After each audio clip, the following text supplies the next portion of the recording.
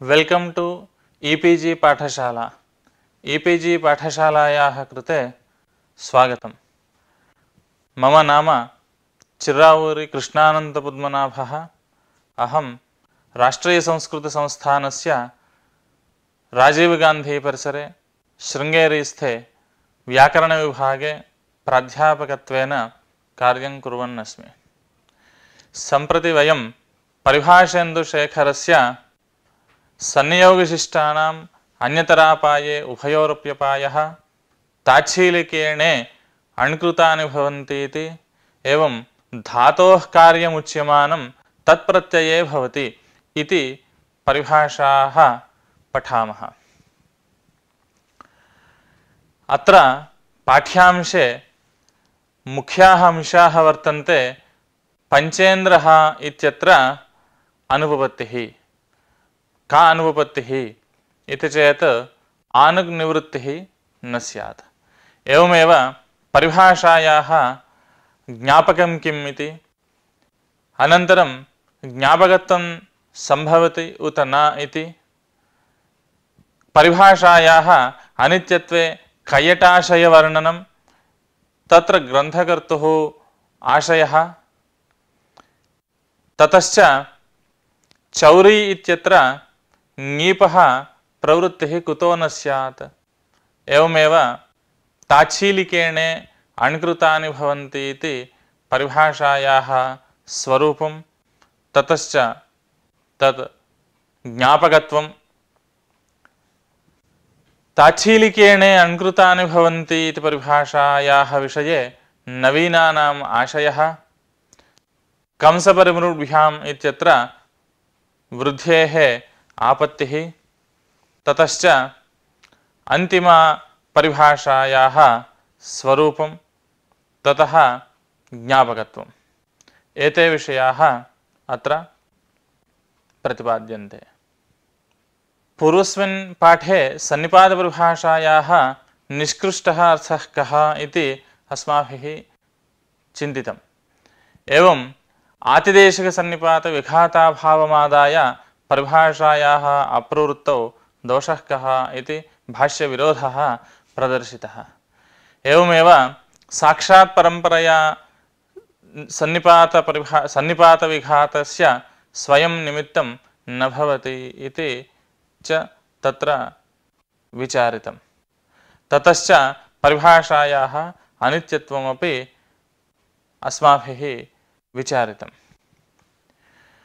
सम्प्रति तिस्रः परिभाषाः विचार्यन्ते। तत्र प्रथमा संयोगशिष्टानाम् अन्यतरापाये उभयोरप्यपायः इति। अस्याः परिभाषायाः स्वीकारादेव पञ्चेन्द्रः इति रूपं सिद्ध्यति इति। एवं द्वितीया परिभाषा ताच्छीलिकेणे अण्कृतानि भवन्ति इति परिपठ्यते।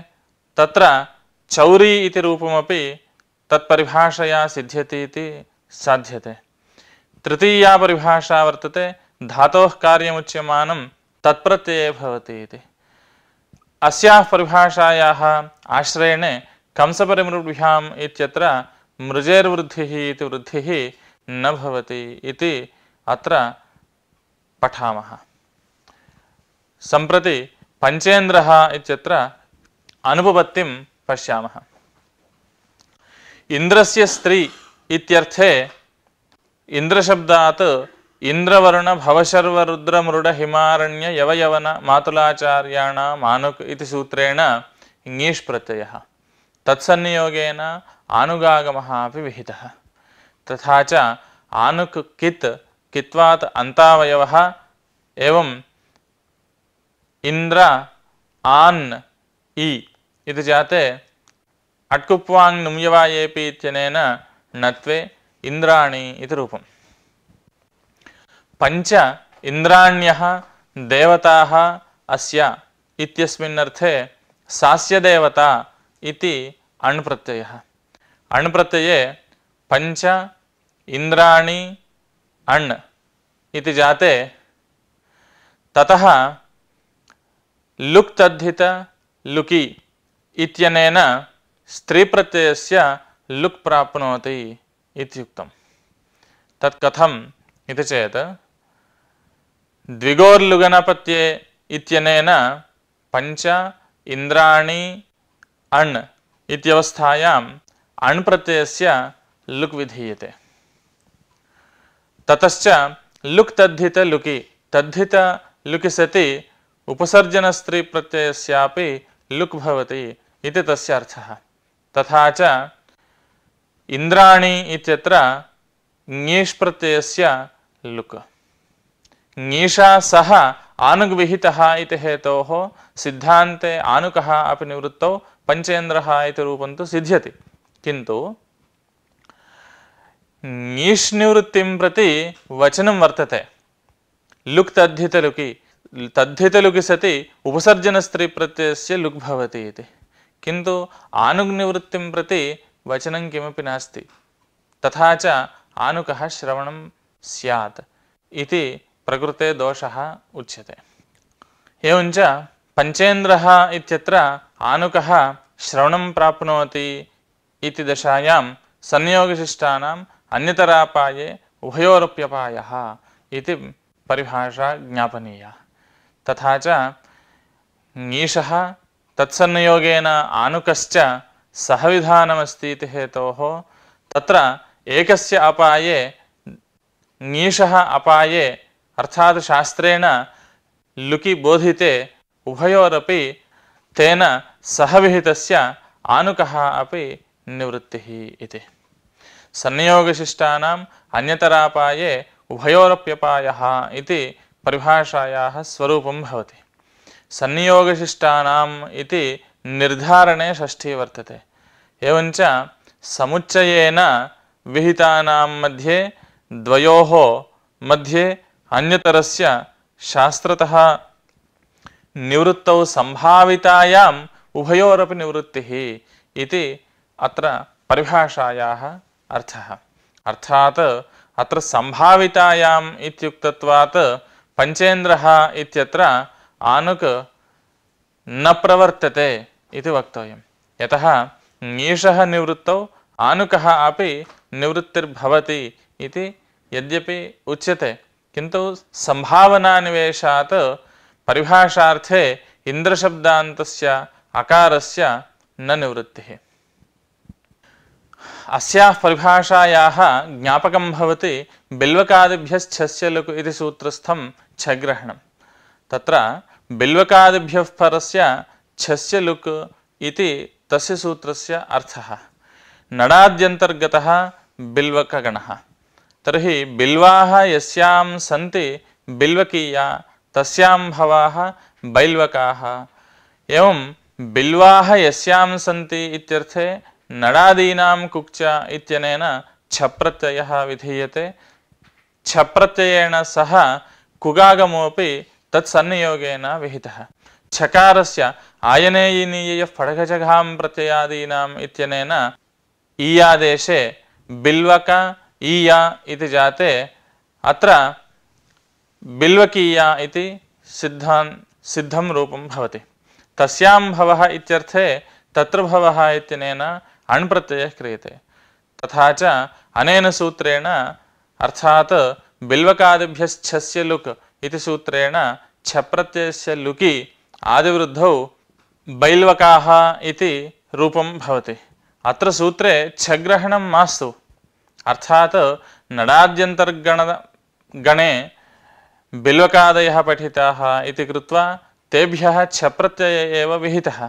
तर्हि बिल्वादिभ्यः लुक् इत्येवोच्यतां। तथा च बिल्वादिभ्यः परस्य प्रत्ययस्य लुक् इत्यर्थः फलति। तथा च छप्रत्ययस्यैव लुक् सिद्ध्यति। तथा सिद्धे छग्रहणं व्यर्थं। तद्व्यर्थीभूय प्रकृतपरिभाषां ज्ञापयति।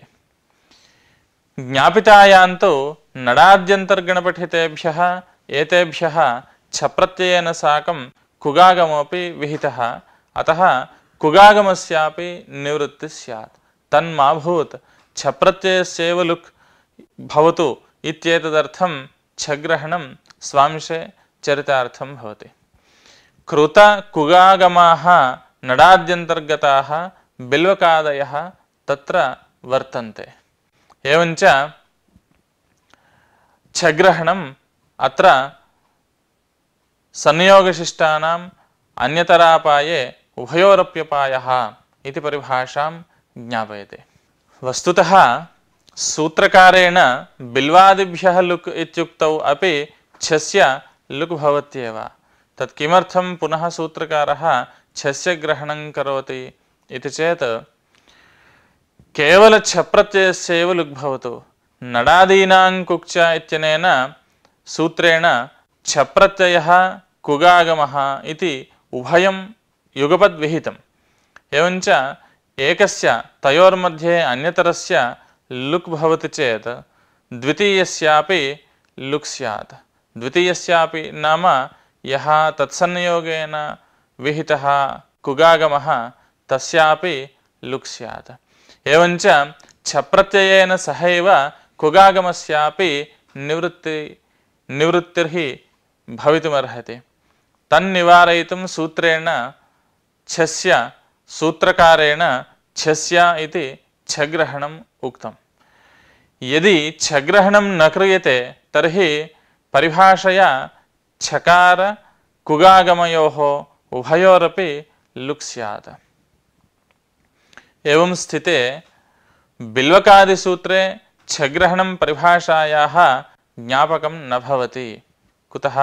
बिल्वकादिभ्यः इति सूत्रे कुगागमविशिष्टस्य बिल्वशब्दस्य पाठः वर्तते। एवञ्च तद्ग्रहणेनैव अर्थात् बिल्वकादिभ्यः इति ककारविशिष्टस्यैव सूत्रे ग्रहणेन अत्र ककारस्य निवृत्तिर्न भवति। किं प्रकृतपरिभाषया? अन्यथा सूत्रकारः बिल्वादिभ्यो लुक् इत्येव वदेत्, तथापि नोक्तं तत् सूत्रकारेण। एवञ्च छप्रत्ययस्यैव लुक् भवेत् नान्यस्य तद्धितस्य। तथा च लक्षणप्रतिपदोक्तपरिभाषया प्रतिपदोक्तस्यैव ग्रहणम् इति नडादिगणे साक्षात् पठितस्य बिल्वशब्दस्यैव ग्रहणं स्यात्। अतः छप्रत्ययस्यैव लुक्। सूत्रे कृतकुगागमस्य बिल्वशब्दस्य ग्रहणात् कुगागमस्य लुक् न भवत्येव। अतः छग्रहणं ज्ञापकं न भवति इति पूर्वपक्षः। तत् एवं समाधीयते यत् बैल्वकाः इति रूपं साधितं। तत्र कृतकुगागमस्य बिल्वशब्दस्य ग्रहणम् इति यदि उच्येत तस्य चारितार्थ्यम् अन्यत्र वर्तते। यतोहि कुगागमरहितस्य पाठः वर्तते यदि तर्हि नडाद्यन्तर्गण बिल्वाद्यपेक्षया ततोपि प्रतिपदोक्ततया बिल्वादिभ्योऽण् इति सूत्रेण विकारार्थकः अण् प्रत्ययः विहितः। एवञ्च ततोपि प्रतिपदोक्ततया तस्य ग्रहणं प्राप्नोति। एवञ्च नडाद्यन्तर्गणस्य ग्रहणं भवतु इत्येतदर्थं कुगनुवादः चरितार्थः वर्तते। यदि एवं चारितार्थ्यमस्ति तर्हि परिभाषायाः ज्ञापकता न स्यात्। अतः कुगागमः चरितार्थः इति कृत्वा एवं रीत्या अर्थात् ककारस्य उच्चारणसामर्थ्यादेव तस्य निवृत्तिः न भवति इति वक्तुं न शक्यते। किञ्च इयं परिभाषा न्यायसिद्धा च इति। यतः च इति निपातः समुच्चयरूपे अर्थे वर्तते। यत्र सूत्रे च इति वर्तते तत्र विधेययोः कार्ययोः एककालत्वम् एकदेशत्वं च बोध्यते। यथा नडादीनां कुक्च इत्यत्र वनोरच इत्यत्र चकारः पठितः। सामान्यन्यायेनापि एषा परिभाषा सिद्धा भवति। खय्यटोपि वदति लौकिकोऽयं न्यायः एकैकस्मिन् प्रयोजने येषां सहाधिकारः तत्र अन्यतरस्य निवृत्तौ अन्यतरः इतरः अपि निवर्तते इति। अस्याः परिभाषायाः अनित्यत्वविषये खय्यटः एवं वदति एषा परिभाषा अनित्या। प्रातिपदिकात् धात्वर्थे बहुलमिष्ठवच्च इति गणसूत्रं पठितं। तत्र तेन अतिदेशेन यथा इष्ठे प्रातिपदिकात् धात्वर्थे णिच् भवति। तत्र इष्टवद्भावेन इष्टे यथा पुंवद्भाव रभाव टिलोप विन्मतुब् लोप यणादिलोप प्रस्थस्फाद्यादेशाः भवन्ति तद्वत् णावपि ते भवन्ति इति। तर्हि पुमद्भावविधानम् अनित्यत्वे ज्ञापकं भवति इति। पुमद्भावस्य उदाहरणं वर्तते एनीमाचष्टे इत्यत्र वर्णवाचक एतशब्दात् वर्णादनुदात्तात् तोपधात् तोनः इत्यनेन तकारस्य नकारे ङीपि एनी इति भवति। एनीमाचष्टे इत्यर्थे अत्र णिच् प्रत्यये एनी इ इत्यवस्थायाम् अनेन इष्टवद्भावेन पुमद्भावः क्रियते। तर्हि पुमद्भावे कृते एता इ इति जाते यस्येति च इत्यनेन लोपः प्रकृते न भवति। टिलोपः पुमद्भावेन न भवति, अतः इष्टवद्भावेन टिलोपः कर्तव्यः। तथा च तत्र एता इ इत्यवस्थायां टिलोपे कृते अस्य णिच् प्रत्ययस्य सनाद्यन्तघटकतया सनाद्यन्ताधातवः इत्यनेन धातुसंज्ञायां लटि तिपि शपि गुणे अयादेशे एतयति इति रूपम्। अत्र पुमद्भावविधानं मास्तु। एनी इ इत्यवस्थायां टेः इत्यनेन ईकारलोपे तत्सन्नियोगेन यदि नकारस्यापि निवृत्तिः स्यात् तर्हि एतयति इति रूपं सिद्ध्यति। तथा रूपे सिद्धे पुमद्भावविधानं व्यर्थं व्यर्थीभूय इयं परिभाषा अनित्या इति ज्ञाप्यते इति कैयटस्य आशयः। अस्याः परिभाषायाः अनित्यत्वं यदा भवति तदानीं ङीपः लोपेपि नकारस्य निवृत्तिः न प्राप्नोति इति नकारस्य निवृत्तिः सिद्ध्यतु इत्येतदर्थं पुमद्भावविधानं स्वांशे चरितार्थम् इति कैयटस्य आशयः। किन्तु ग्रन्थकर्ता कैयटाशयं न साधु मन्यते, यतोहि पुमद्भावस्य अन्यत्र चारितार्थ्यं वर्तते, पुमद्भावस्य वैयर्थ्यं नास्ति इति। यतः पुमद्भावस्य यदि वैयर्थ्यं स्यात् तर्हि ज्ञापकता स्यात्। इडबिडमाचष्टे ऐडबिडयति इत्यत्र आवश्यकता वर्तते पुमद्भावविधानस्य। यतोहि जनपदशब्दात् क्षत्रियादय इति सूत्रेण इडबिड् इत्यस्मात् प्रातिपदिकात् तस्यापत्यम् इत्यस्मिन् अर्थे ऐ प्रत्ययः विधीयते। तर्हि आदिवृद्धौ कृतायाम् ऐडबिडः इति रूपं भवति। ऐडबिडस्य अपत्यम् इत्यर्थे अतश्च इत्यनेन ऐ प्रत्ययस्य लुक् भवति। तर्हि स्त्रियाम् इडबिड् इति रूपं भवति। इडबिडमाचष्टे इत्यर्थे प्रकृते पुनः णिचि इष्टवद्भावेन पुमद्भावे ऐडबिड इति अयन्तं रूपम् आगच्छति। ऐडबिड इ इति जाते टेः इत्यनेन टिलोपः। एवञ्च ऐडबिड् इ इति जाते धातुसंज्ञायां कर्तरि लटि शपि कर्तरि लटि तिपि शपि गुणे अयादेशे ऐडबिडयति इति रूपं सिद्ध्यते। पुमद्भावे सति ऐडबिडयति इति रूपं सिद्ध्यते। एवञ्च पुमद्भावः यदि न स्यात् तर्हि इदं रूपं न स्यात्। अत्र चरितार्थस्य वैयर्थ्यमुक्त्वा ज्ञापकत्वं न संगच्छते।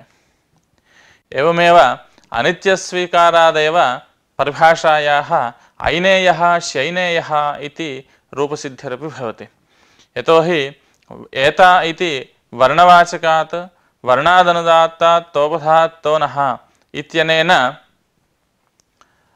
ङीप् तकारस्य नकारः एवं ऐनी इति भवति।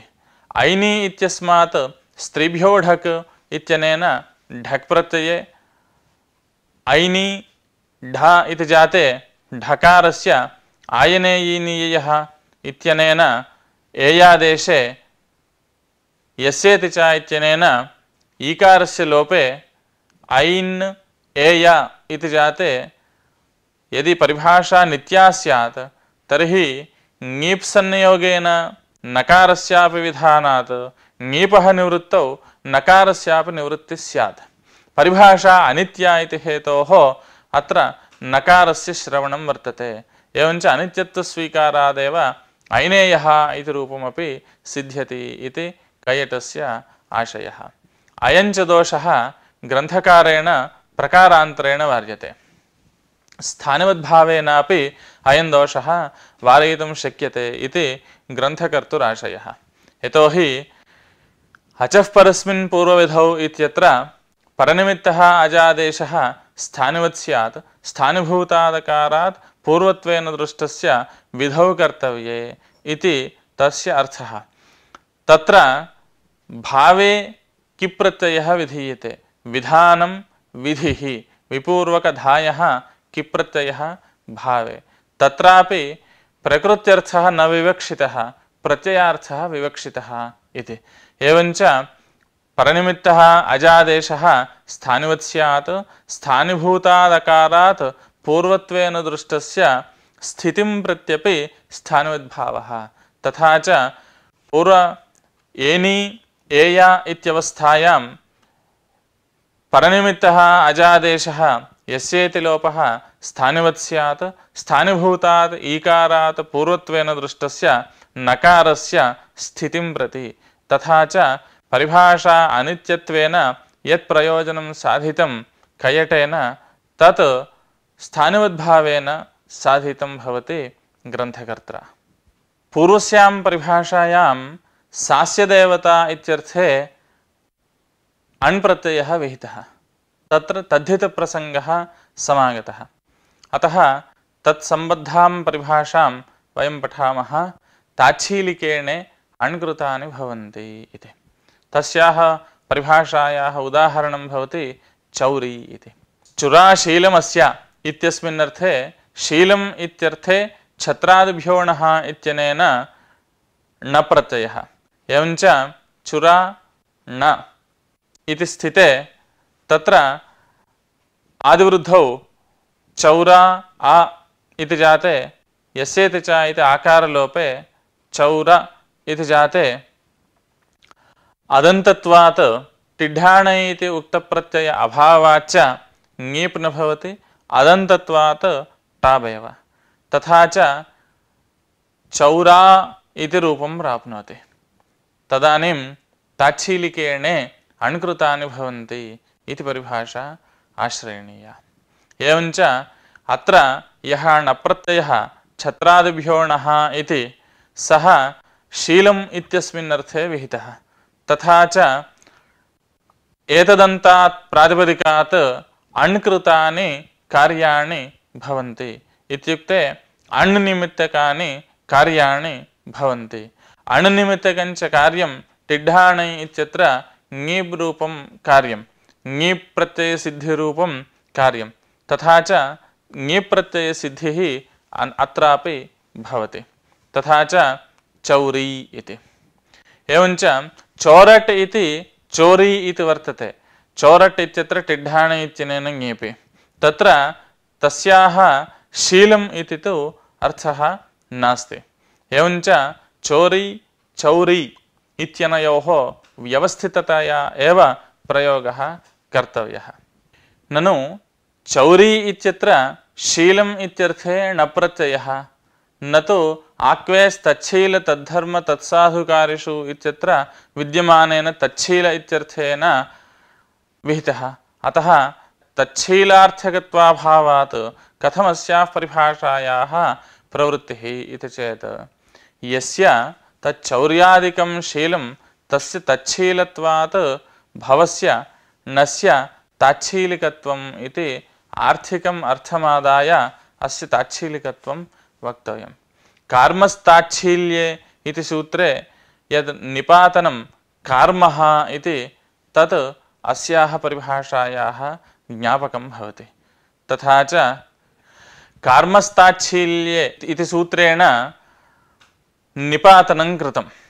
कर्मशीलः कार्मः कार्मः इति ताच्छीलिके ण प्रत्यये टिलोपे निपात्यते इति तस्य सूत्रस्य अर्थः।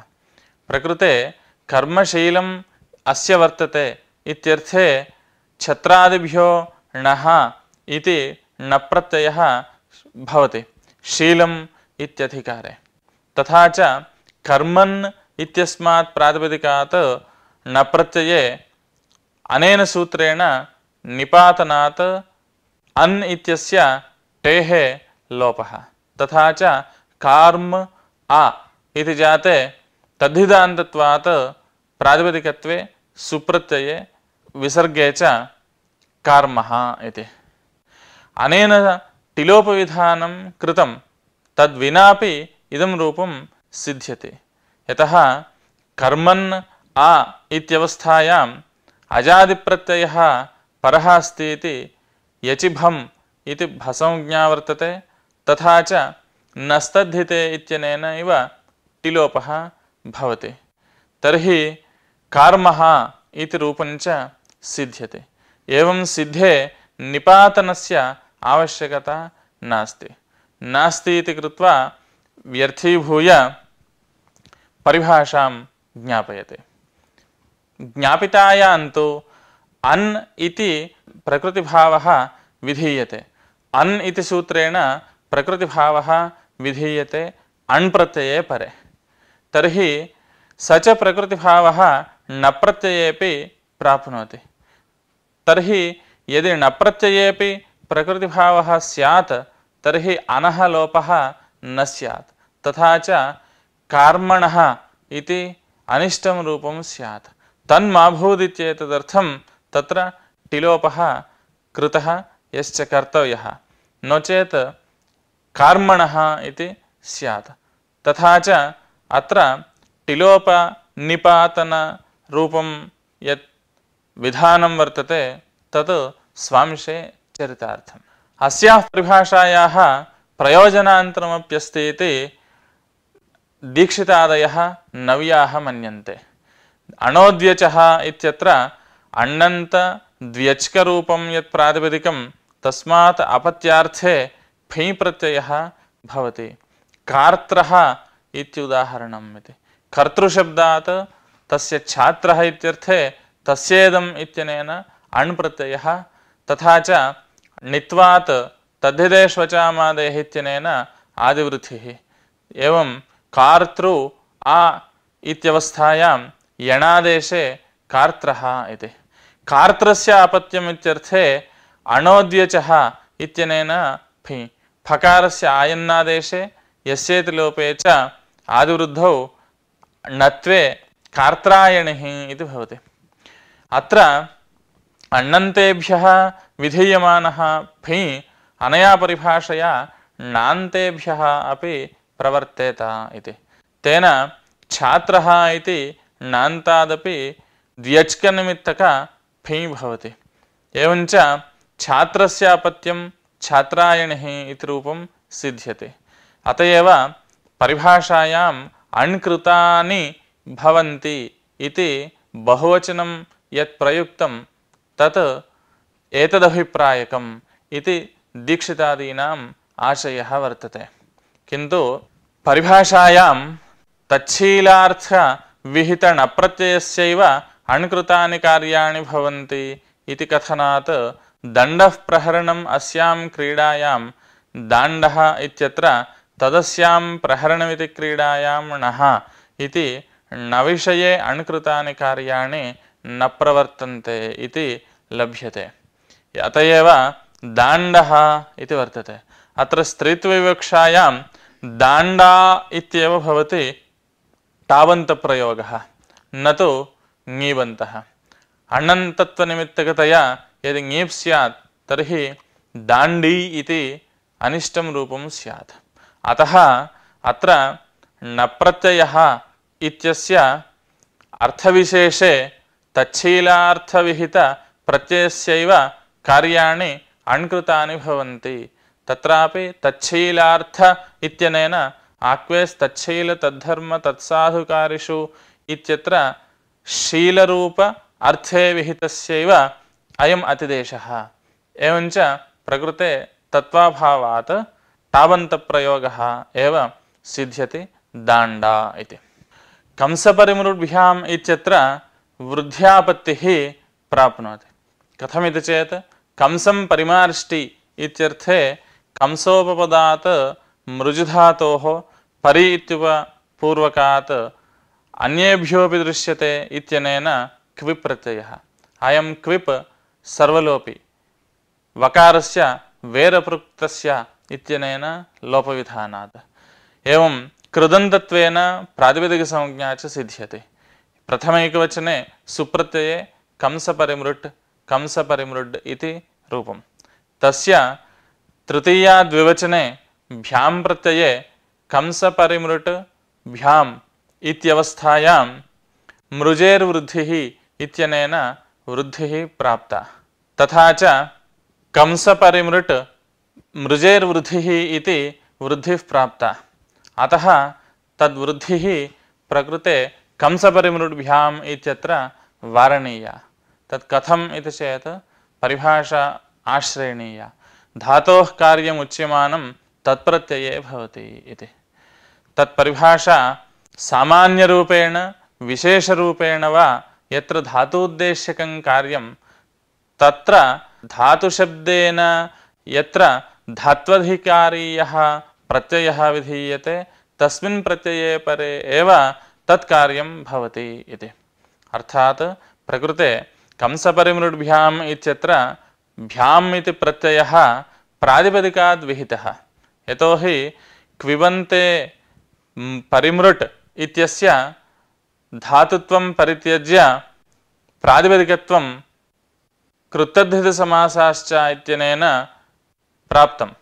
तथा च मृजेर्वृद्धिः इत्यनेन धातूद्देश्यकविहिता वृद्धिः धात्ववयव इगुद्देश्यका वृद्धिः अत्र न भवति।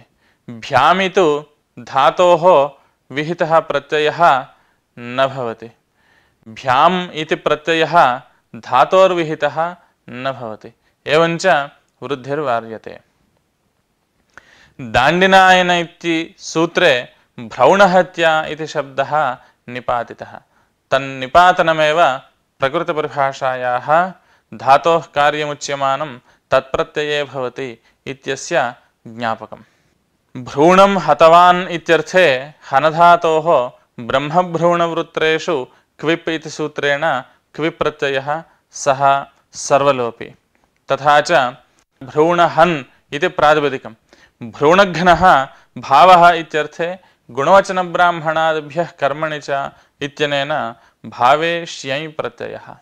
आदिवृद्धौ भ्रौणहन् या इति जाते निपातनात् अत्र नकारस्य तकारः विधीयते भ्रौणहत्या इति रूपम्। तस्मात् टाप् प्रत्यये भ्रौणहत्या इति आकारान्तं रूपम्। अत्र तकारनिपातनं मास्तु। भ्रौणहन् या इत्यवस्थायां नस्तद्धिते इति टिलोपः भवतु। एवञ्च टिलोपे प्राप्ते तं बाधित्वा हनस्तोचिण्णलोः इत्यनेन नकारस्य तकारे भ्रौणहत्या इति रूपं सिद्ध्यत्येव। अतः तकारनिपातनं व्यर्थं। व्यर्थीभूय इमां परिभाषां ज्ञापयति। ज्ञापितायान्तु हनस्तोचिण्णलोः इति यत् तत्त्वं विधीयते तत् तत्त्वं हनधातूद्देश्येन विहितम्। अर्थात् धातुसम्बन्धिप्रत्यये धातूद्देश्येन विहिते प्रत्यये एव तत् प्रवर्तते। प्रकृते अत्र प्रत्ययः यः उक्तः सः तद्धितः वर्तते। एवञ्च तत्त्वं न भवति। तदर्थं तत्त्वनिपातनं स्वांशे चरितार्थं भवति। केचन अस्याः परिभाषायाः स्वरूपम् एवं पठन्ति। धातोः स्वरूपग्रहणे तत्प्रत्यये कार्यविज्ञानम् इति। सः पाठः भाष्यकारैः दूषितः। यतः प्रपूर्वकसृजधातोः क्विप्रत्यये प्रथमैकवचने प्रसृट् प्रसृट् प्रसृड् इति रूपद्वयं साधनीयम्। तस्य द्वितीया बहुवचने भिसि प्रसृज भिस् इत्यवस्थायाम् अनुदात्तस्य चर्तुबधस्यान्यतरस्याम् इत्यनेन अमागमः प्राप्नोति। अत्र हि धातोः स्वरूपग्रहणं नास्ति। अत्र धातुः अनुदात्तपदेन उपात्तः। अनुदात्तपदेन सः उपात्तः इति हेतोः अत्र स्वरूपग्रहणं नास्ति। तथापि प्रकृतपरिभाषा तत्र सञ्चारिता। अतः अयं पाठः अयुक्तः। यथाश्रुतपाठे तत्प्रत्यये धातोः कार्यमुच्यमानम् इत्यनेन धातुद्देश्यकं कार्यं भवति इति न कोऽपि विरोधः। अतः दोषः न भवति। यत् कार्यं प्रत्ययनिमित्तं तत्रैव इयं व्यवस्थापिका भवति। अर्थात् सप्तम्यन्तपदेन यत्र प्रत्ययस्य निमित्ततया आश्रयणं भवति तत्र इयं नियामिका भवति इति। अत एव नश्चव्यप्रशान् इत्यत्र अप्रशान् इति निषेधः चरितार्थो भवति। नश्चव्यप्रशान् इत्यस्य अम्परे छवि नकारान्तस्य पदस्य रुः भवति, न तु प्रशान् शब्दस्य इत्यर्थः। प्रपूर्वक शमुधातोः क्विपि अनुनासिकस्य क्विझलोः किङिति इति उपधादीर्घे एकवचने सुप्रत्यये मोनोधातोः इति नत्वे प्रशान् इति रूपम्। परिभाषायाः एतादृशार्थस्वीकारात् क्विबन्तप्रशान् शब्दे मोनोधातोः इति नत्वं न भवति। धातुसंज्ञा सम्बन्धिप्रत्यये एव भवेत्। अत्र तु प्रातिपदिकात् प्रत्ययः, अतः नत्वाभावे अप्रशान् इति निषेधः व्यर्थः। एवञ्च प्रत्यये परतः यत् कार्यं धातोः उच्यते तत् कार्यं तादृशधातुसंशब्दनेन यत्र प्रत्ययः विहितः तादृशे प्रत्यये एव परिभाषायाः प्रवृत्तिः इति निष्कृष्टः अर्थः फलति। नशेर्वा इति सूत्रेण नशधातोः कुत्वं विहितं। तच्च कुत्वं प्रणङ्भ्याम् इत्यत्र सुप्यपि भवति। तत्र कुत्वं पदान्तत्वनिबन्धनमस्ति। अतः इयं परिभाषा न प्रवर्तते इति विज्ञेयं भवति। इयं परिभाषा नभूसुधियोः इति निषेधात् अनित्या वर्तते। नभूसुधियोः इति सूत्रेण भूसुधि एतयोः यण् न स्यात् इति अर्थः उच्यते। एरनेकाचो संयोगपूर्वस्य इत्यनेन यणादेशे प्राप्ते नभूसुधियोः इत्यनेन निषेधः उक्तः। नभूसुधियोः इत्यनेन एतयोः यण् निषिध्यते। भूसुधि एतयोः यण् न स्यात् इति तस्य अर्थः। यण् धातुद्देशकं कार्यं। सुप्रत्यये तस्य प्राप्तेरेव अभावे निषेधः व्यर्थः। एवञ्च सः निषेधः व्यर्थीभूय अस्याः परिभाषायाः अनित्यत्वं ज्ञापयति। ज्ञापिते तु अनित्यत्वे सुप्रत्ययेपि यणादेशः प्राप्नोति। तं यणादेशं बाधितुम् अत्र निषेधः चरितार्थः भवति। अतः अचिष्णुधातुभ्रुवां योर्यङवङौ इति सूत्रविहितौ इयङवङौ धातुभिन्नात् प्रत्यये अपि भवतः। अतः भुवौ इत्यादिषु उवङ्, सुधियौ इत्यादौ इयं च सिद्ध्यति।